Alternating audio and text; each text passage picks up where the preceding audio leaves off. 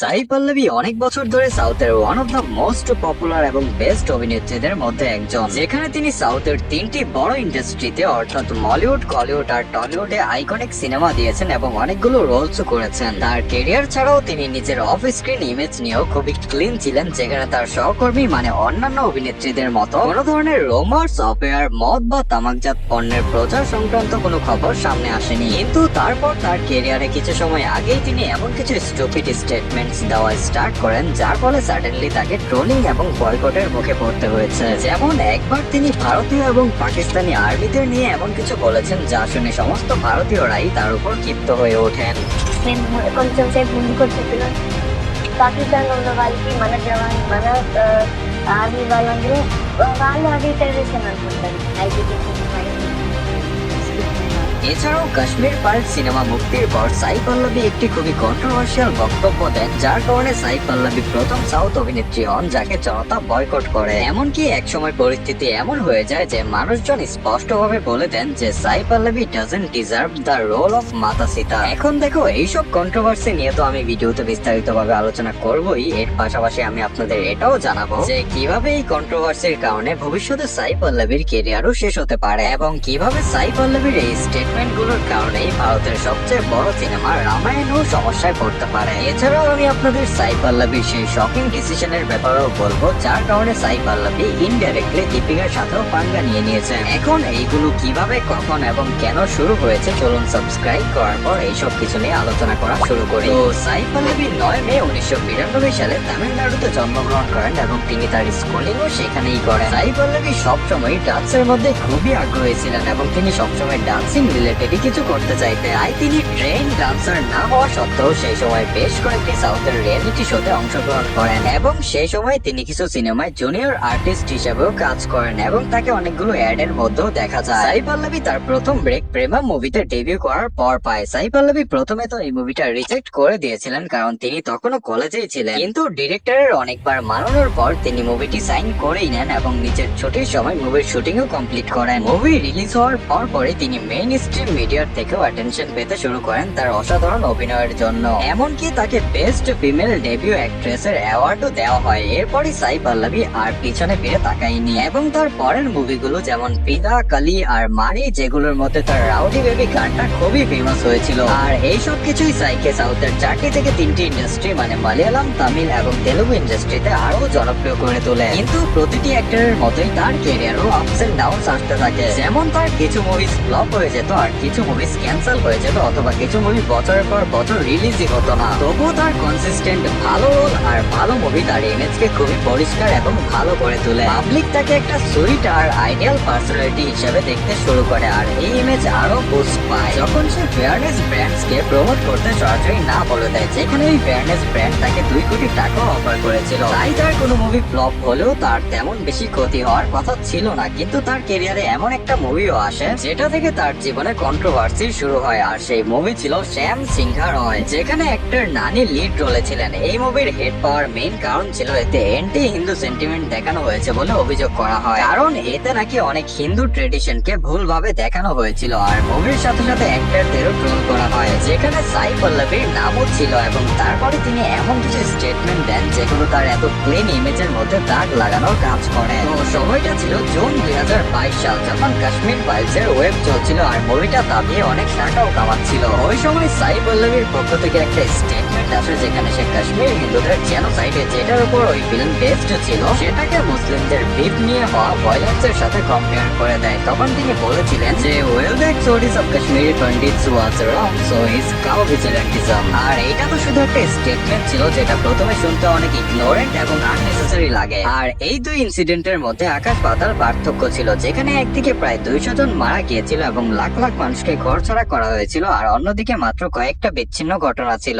এই কন্ট্রোভার্সির ব্যাপারটা তোমরা না বুঝতে পারলে গুগলে সার্চ করতে পারো। যাই হোক, এরপর সাই পল্লবীর সোশ্যাল মিডিয়ায় ভয়ঙ্কর লেভেলের ট্রোলিং শুরু হয়, এমনকি তার ফ্যানরাও তাকে সাপোর্ট করেনি। ট্রোলিং এতটাই বেড়ে যায় যে সাইকে সামনে এসে আবার স্টেটমেন্ট দিতে হয় যে তিনি যে স্টেটমেন্ট দিয়েছিলেন সেটাকে ভুলভাবে বোঝা হচ্ছে। সে বলে যে তিনি 2 ঘটনার ট্র্যাজেডি ভালো করে বুঝেন। এটাও বলে দ্য কাশ্মীর ফাইলস দেখার পর কাউ লিঞ্চিং এর ঘটনাগুলোর কারণে সে অনেকদিন ট্রমাটাইজও ছিলেন। After I watched the film The Kashmir Files, I had the opportunity to speak with the director 3 months ago, it was a telling that he struck saying the flight of এরপর তিনি এটাও বলে যে violence যে কোনো ফর্মেই হোক না কেন সেটা হয়তো ভুলই না, আর রিলিজনের নামে ভায়োলেন্স করা তো খুব বড় পাপ। সাইফ পল্লবীর এই স্টেটমেন্ট দেওয়ার পর সবাই ভাবতে লাগে যে একবার ভুল স্টেটমেন্ট তো সবার মুখ থেকেই বের হয়ে যায়, আর হয়তো এমন হবে না। কিন্তু কয়েক মাস পরেই সাইফ পল্লবী আবারও একটা বড় ভুল করে বসে। এবার সে হয়তো তার ক্যারিয়ারের সবচেয়ে স্টুপিড কথাটা বলে ফেলে, যখন সে বলে যে পাকিস্তানি আর্মির জন্য ইন্ডিয়ান আর্মি তো আতঙ্কবাদীর মতোই এবং দুই সাইডের মধ্যে কোনো তফাৎই নেই। కొంచెం సేపు ముందుకు వచ్చేస్తున్నాం. పాకిస్తాన్ ఉన్న వాళ్ళకి మన జవాన్ మన ఆర్మీ వాళ్ళందరూ వాళ్ళు అది టెర్రరిస్ట్ అని అనుకుంటారు, ఎందుకంటే మేము ఇక్కడ ఉన్నాము మనని హామ్ చేస్తున్నాం.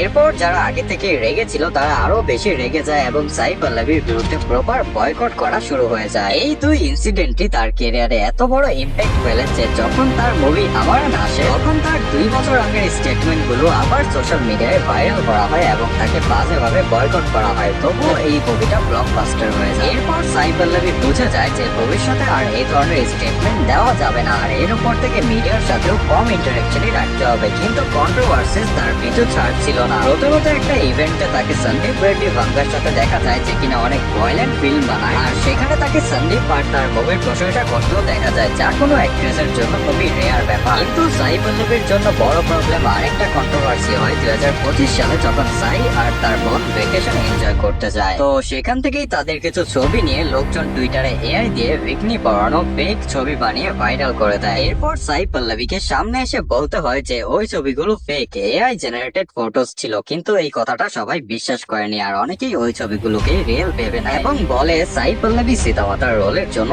ইমপিওর। আর এই জিনিসটাই ভবিষ্যতে সাই পল্লবীর জন্য অনেক প্রবলেমেটিকও হতে পারে, যা আমি তোমাদের ভিডিওতে সামনে বলবো। এখন তোমরা তো জানোই যে সাই পল্লবীকে কয়েক বছর আগেই রামায়ণা মুভিতে মাতা সীতার রোলের জন্য কাস্ট করা হয়েছে। এই কাস্টিং একসময় মানুষের কাছে একদম পারফেক্টও মনে হয়েছিল, কিন্তু শুধু কয়েক বছর আগে পর্যন্তই। এমনকি আজও মানুষ তাকে পুরোপুরি অ্যাকসেপ্ট করেও নিত, কিন্তু তার এমন কিছু স্টেটমেন্টের কারণে অনেকেই এখন তাকে সীতামাতার রোলের জন্য নট ফিট বা ইমপিওর মনে করতে শুরু করেছে। যেখানে এই কন্ট্রোভার্সি গুলো সাইডে রাখলে সে খুব ভালো অভিনেত্রী এবং সীতামাতা রোলের জন্য সহজেই টপ 3 ক্যান্ডিডেটের মধ্যেও পড়ে। কিন্তু তার দেওয়া স্টেটমেন্টের জন্য অনেক মানুষ এখন তাকে রামায়ণ থেকে বাদ দিতে চায়। কিন্তু আসল সমস্যাটা সাই পল্লবীর জন্য রামায়ণের প্রমোশনের সময় হতে পারে, যখন তার পূর্ণ স্টেটমেন্ট গুলো আবার সোশ্যাল মিডিয়ায় ভাইরাল করা হবে এবং তাকে ট্রোল করা হবে। আর যারা আগে এসব সম্পর্কে জানতো না তারাও জানতে পেরে যাবে। আর যদি এই কন্ট্রোভার্সি লাল সিং চাড্ডার মতো গ্রাউন্ড লেভেলে পৌঁছে যায়, তাহলে ফিল্ম রামায়ণের অনেক বড় ক্ষতি হবে, আর তার সাথে সাই পল্লবীরও বড় ক্ষতি হয়ে যাবে। বিকজ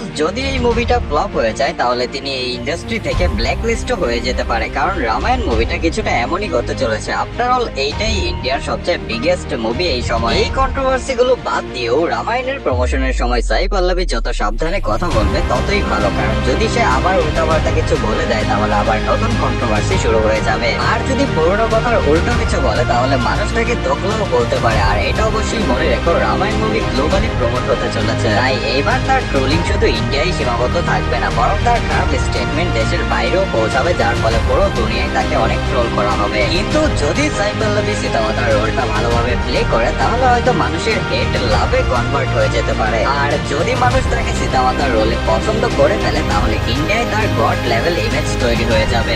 রামায়ণ ছাড়াও সাই পল্লবীকে কালকি 2 তে দীপিকার রিপ্লেসমেন্ট হিসেবেও অলমোস্ট কনফার্ম করা হয়েছে এবং সাই পল্লবী রোল অ্যাকসেপ্টও করেছে। এতে ইনডিরেক্টলি সে দীপিকার সাথে পাঙ্গাও নিয়ে ফেলেছে, কারণ যখন তৃপ্তি ডিমরি দীপিকাকে স্পিরিটে রিপ্লেস করেছিল তখন দীপিকার পিআর টিম হাত ধুয়ে তার পেছন লেগে গিয়েছিল। আর এখন সাই পল্লবী যদি কালকি 2 তে দীপিকাকে রিপ্লেস করে তাহলে হাই চান্স আছে যে দীপিকার পিআর টিমের নেক্সট টার্গেট সাই পল্লবী হবে। এখন দীপিকাকে সাইডে রেখে যদি আবার কথায় আসি তাহলে দেখো সাই পল্লবী রামায়ণের সাথে সাথে কালকি 2 তেও রোল পেয়েছে, মানে তার লাক এখন তার সাথেই আছে। কিন্তু যদি রামায়ণ ভুল করেও ডুবে যায় তাহলে সাই পল্লবী কালকি 2 এর রোলও হারাতে পারে। এরপর হয়তো তিনি শুধু তেলুগু ইন্ডাস্ট্রি থেকেই অফার পাবে, কারণ সেখানে ইউনিটি বেশি এবং নেগেটিভিটি কম। তবে এর একটা পজিটিভ সাইডও আছে, যদি রামায়ণ হিট হয় আর কালকি 2 দুই জায়গাতেই মানুষ তার কাজ পছন্দ করে তাহলে সে নিঃসন্দেহে ইন্ডিয়ার টপ অভিনেত্রীদের মধ্যেও টপে চলে যাবে। আর যেমন আমি বলেছি, যদি সাই পল্লবী পুরোপুরি ভাবে সকল কন্ট্রোভার্সি এড়িয়ে নিজের পুরনো ইমেজ আবার ধরে রাখতে পারে তাহলে মানুষ তাকে আবার পুরোপুরি অ্যাকসেপ্ট করে নিবে। আর রামায়ণ হিট হলে তার কাছে বড় বড় মুভির অফারের লাইন লেগে যাবে, যা তাকে প্যান ইন্ডিয়া লেভেলে ইন্ডাস্ট্রিতে প্রতিষ্ঠিত করে দিবে। কিন্তু এগুলো শুধু আমার থটস, তোমাদের কি মত সাই পল্লবীর ওই স্টেটমেন্ট গুলো নিয়ে? সত্যি কি সেই স্টেটমেন্টের কারণে তার কেরিয়ার নেগেটিভ ভাবে ইম্প্যাক্ট হয়েছে, নাকি কন্ট্রোভার্সি থেকে সে লাভ পাবে? আর তোমরা কি তাকে রামায়ণে সীতামাতার রোলে দেখতে এক্সাইটেড, নাকি বয়কট করে বাদ দিতে চাও? এইসব প্রশ্নের উত্তর কমেন্ট সেকশনে অবশ্যই দিয়ে যাবে। তো ইয়াপ গাইস, এইটাই ছিল আজকের ভিডিওর টপিক। দেখা হবে নেক্সট ভিডিওতে, ততক্ষণের জন্য টাটা।